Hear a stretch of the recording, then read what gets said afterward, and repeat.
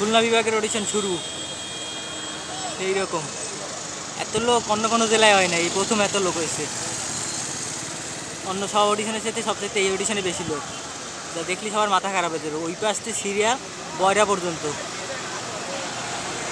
এই জায়গার সিরিয়াল অনেক দূর পর্যন্ত, একদম শেষ। ওই যে যা খুঁজে পাওয়া যায় না, ওই যে 5,000-এর বেশি লোক হবে সব মিলেই।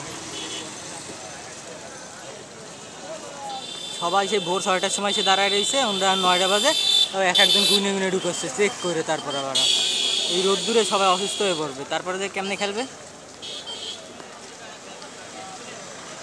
ওদিকের ওটা বয়রা পর্যন্ত, এই জায়গা থেকে আসতেছে না ক্যামেরা।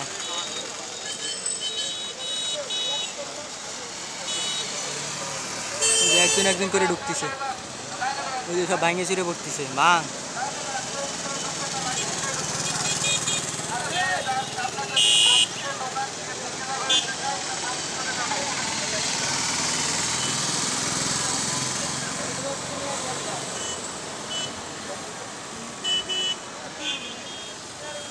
ডবল সিরিয়াল, আবার স্পিন বল, পেস বল, কত দূর।